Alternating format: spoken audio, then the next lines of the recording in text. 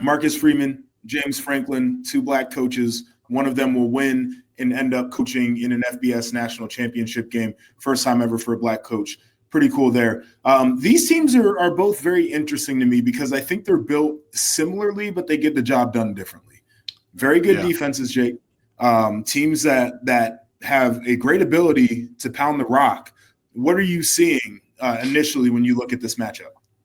Yeah, exactly that. And I guess really, if I had to trust, I'd say Penn State's offense is more complete than Notre Dame's offense. At its best, Notre Dame's probably a better rushing team than Penn State, but it's close. But I trust in Drew Aller to be able to push the ball down the field more than I trust in Riley Leonard.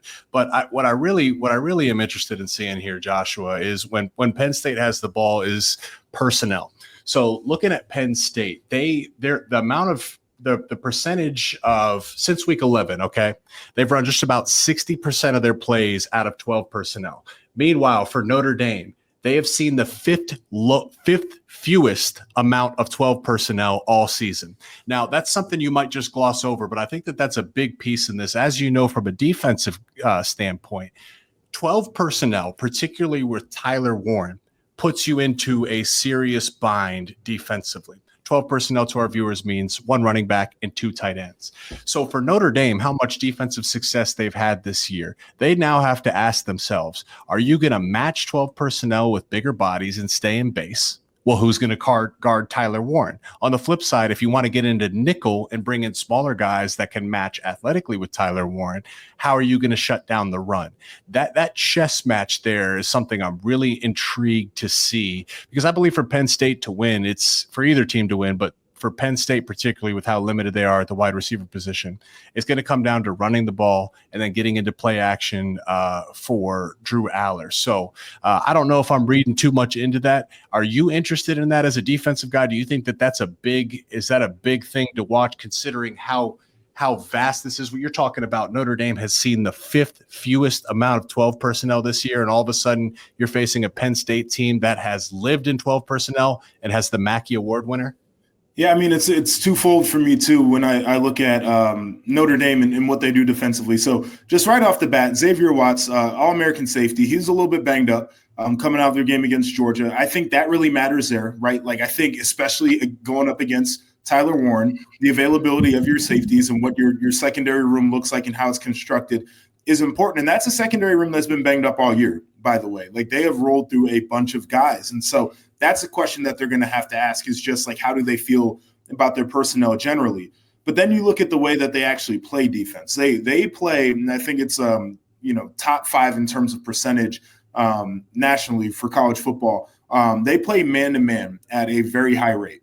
Until you start to ask the question, who is your matchup, right? Because if I'm a team that's a heavy zone team, for example, it really doesn't matter. I guess you're kind of asking that question in terms of, in run support, do you feel more confident about that guy and his ability to disrupt the run versus what you would lose in the pass game in zone coverage? But when you're a team that likes to play man-to-man like Notre Dame, you have to ask yourself, who is the matchup, right? And can we get two on them potentially? If you can get two on them, that might change the way you want to approach it from a personnel standpoint too.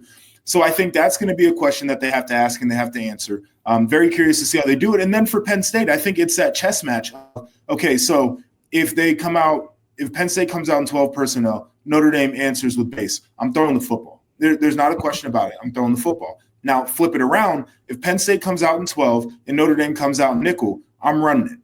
I'm running it. And they've been a really good run the ball team, especially since when they played Ohio State in the regular season. Their run game has really taken off. So I think that's kind of the back and forth there. I think Notre Dame has to ask some questions, but there's a way for Penn State to play this thing to where Notre Dame still might be wrong with the right answer for their own question. Yeah. Yeah, I think that's really that statement there, and as it applies here now to the Final Four teams, like that's what a national champion is. And I believe that's even something that Ryan Day, we called Ryan Day the Ohio State Northwestern game way back. And I'm talking to Coach Day and Chip. And, what they told us is, when you do a study on Michigan, Georgia, the teams that have won national championships in recent years, it's at a certain point, it's not always about the perfect play. That should be your goal. But the great teams and the champion teams, they run the ball and have success into loaded boxes and into unadvantageous numbers, which I think is what you're getting at here. And coming off as it applies to last game, Katron Allen as there's both Notre Dame and Penn State have a dynamic duo in the backfield. And you saw that perfectly against Boise State. Katron Allen, the more physical, break tackles in between the tackles, and then sure enough, Singleton with his home run spree breaks one in the second half. So that's kind of what you're alluding to here for Penn State. As they chase that ability to take that next step, they were not able to do it against Ohio State, okay? But as the season went on, they grew and grew, and they were actually able to do it against Oregon. I know they came up short. They started slow. But can they do that against a really talented, elite Notre Dame defense? Because that's where the matchup is, Joshua. Notre Dame's secondary, you mentioned some of the names. That secondary shouldn't have trouble hanging with the Penn State wide receivers. I'm not talking the tight ends, but the wide receivers. So for Penn State, it's can they stay committed to the run game? That's step one. Kotelnicki got away from it. And then can they succeed in the key moments on 3rd and 3? Can they run the ball down inside the 5 in goal line situations? Can they run the ball? That's exactly what I'm looking for when Penn State has the ball. All right, flip it over to the other side. So Notre Dame has the football. Again, we talked about it. They run the ball very well. This is also a Penn State front that you and I both would agree is one of the best in college football. Riley Leonard is, he's a ball player, right? Like, he is really good when they need him to be good running the ball.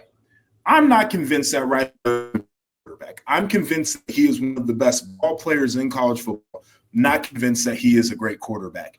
Mm-hmm. What does Notre Dame have to do offensively to have success against Penn State's defense? Control the line of scrimmage. And before we even say anything, we gotta make sure we're monitoring the health of Abdul Carter, because as good as Penn State, the Penn State defense was still outstanding against Boise, but you cannot tell me you couldn't feel an actual void. It's like a black hole out in the universe that bends space and time. When that guy's on the field and how they move him all over the place, he's the key. So can they control the line of scrimmage? And can they win schematically? You know how it is as a defensive guy. Every defensive coordinator I talked to calling games this year, the number one thing they say they fear is a quarterback that can run. All of a sudden you get plus numbers and you add in gap. And Riley Leonard is a willing and capable runner. And he puts his body on the line. One thing I know about Riley Leonard, if it's 3rd and 3, he's diving for the sticks. Down on the goal line, he's going to put his body on the line. And there's an inspirational aspect to that too. But the front 6 or 7 of Penn State's defensive line against Notre Dame's offensive line, their running backs, and their quarterback, that's going to absolutely decide this game. Yeah, the quarterback run thing is always a difficult spot.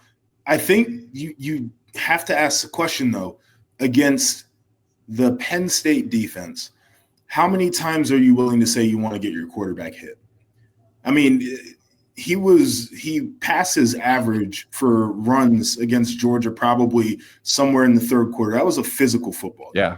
I mean, those teams were out there hitting. I expect this one to be as physical. So I think where it has to evolve for them is, what are some play action looks that can, or maybe RPO looks that can incorporate Riley Leonard's legs but don't put him in as much danger?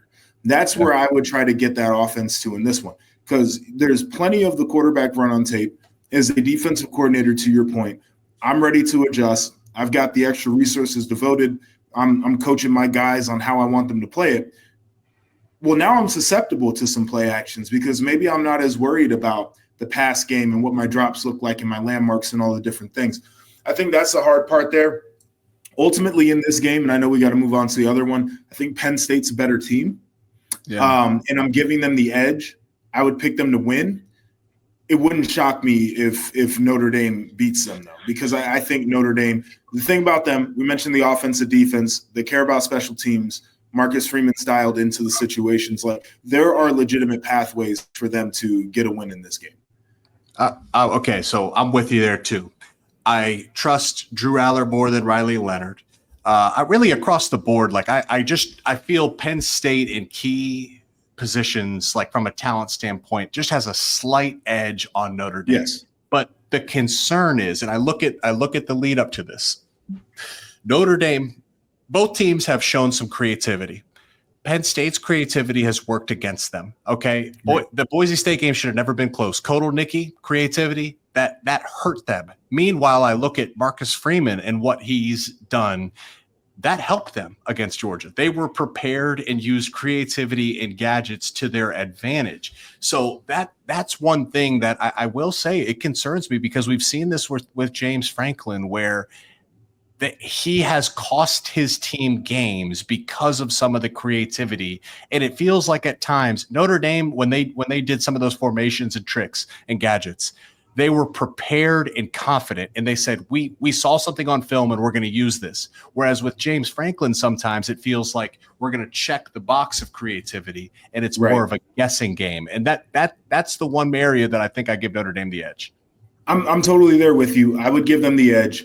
I would like to play devil's advocate for a sec. So that play where they ran 11 off, 11 on, there was a false start that was not called. Notre Dame, Georgia, right? Yeah. Yes, right? Yeah. So, those are the edges in the game. Sometimes you got to get away with stuff like that. Let's not forget 10 men on the field last year against Ohio State, right? Like, there are these times where it's like super dialed in, super dialed in, super dialed in. One guy. Just one guy is what I'm talking about in either one of these situations. That's not super locked in. Is the difference in being a genius in a situation and a guy who's a dope in a situation. So I think, stakes are high. I think James Franklin probably needs this one a little bit more, but these are two coaches, and the same thing for the other game, where people have said, oh, they can't win the big game, or Penn State, Notre Dame in this era, not capable of winning a national title. So I'm excited to see the way this one ends.